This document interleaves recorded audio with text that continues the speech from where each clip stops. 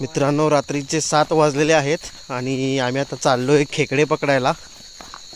तुम्ही तर थोड्याच वेळात बघाल. जर माझ्या चॅनलवर न्यू असाल तर चॅनलला सबस्क्राईब करा आणि शेअर करा. आम्ही आता थोड्याच वेळात पोहोचेन. बघू आज किती खेकडे भेटत आहेत. मित्रांनो, आम्ही आता ओढ्यामध्ये आलेलो आहे आणि आम्ही पाहतोय की खेकडे आहेत का.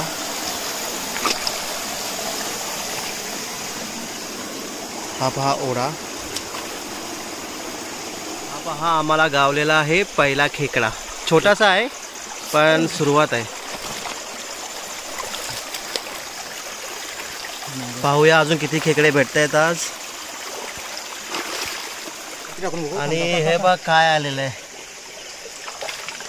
हा खेकडा नाही आहे, मासा आहे. मासा आम्ही पकडायला आलोय खेकडा आणि सापडतोय मासा. हा पहा, अरे खेकडा नाही, हा मासा आहे. मासा. अरे गावत मित्रांनो, हा पहा खेकडा. हा दगडामध्ये बसला होता. आता भेटणार आम्हाला तो. किती मोठा आहे. मी त्या खेकड्याला पकडतोय. हा मोठा आहे खेकडा. हा पहा, फायनली दाखव. हा पहा, नांग मोडू. मित्रांनो, आम्हाला इथे मासा दिसलेला आहे. बघूया तो मासा सापडतोय का. बरोबर. हा हा हा हा बरोबर आहे, बरोबर आहे. आता बघू दिस.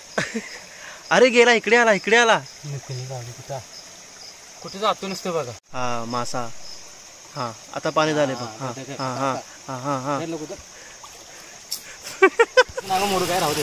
मित्रांनो, काय आहे की आता सध्या चालू आहे सप्टेंबर मंथ आणि लोक जूनपासून जसा पाऊस पडतो त्या दिवसापासून खेकडे पकडायला येतात. तरी आम्ही ट्राय करून आम्हाला 5 ते 6 खेकडे भेटलेत. हा बघा, म्हणजे मागचे 4 महिने सर्वजण खेकडे पकडतात क्रॅब करीसाठी. त्यामुळं डिमांड जास्त आहे पण सप्लाय खूप कमी आहे.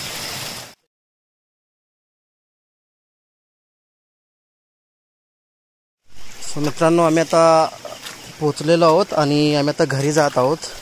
बघू, काउंट करू घरी गेल्यानंतर किती खेकडे गावलेत. आणि मला वाटतं की खेकडा पकडणे हे एवढं सोपं नसतं. त्यासाठी काही स्किल लागतात. आणि आज बघू किती टोटल खेकडे गावलेत. आता आम्ही घरी चाललो आहोत. तर ब्लॉग शेवटपर्यंत बघत राहा आणि खेकडे आपण घरी गेल्यानंतर पाहू.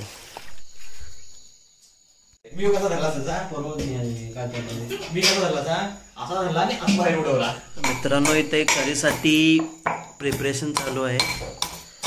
आता आई बनवते क्रॅब करी. हे बघा खेकडे. आणि हे आता करी बनवण्याचं काम चालू झालेलं आहे. आणि याच्यामध्ये कोणताही मसाला यूज नाही केला जात. म्हणजे ॲटलिस्ट माझ्या घरी तरी मसाला यूज नाही केला जात. फक्त चटणी, मीठ, कांदा आणि थोडेसे खोबरे. आता बघा,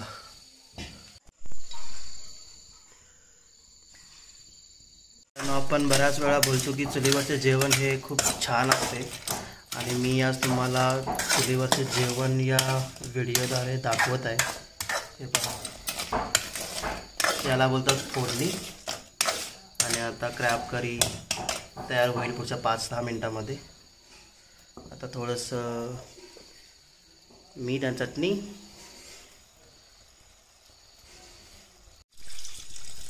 करी तयार होत आहे. पुढच्या 10 ते 15 मिनटामध्ये करी रेडी होईल. मित्रांनो, ही आहे शेवटची स्टेप. खोबरे किसून आमटीमध्ये. आणि खेकड्याचा रस्सा तयार झालेला आहे. वाह, खूप छान वास येतोय.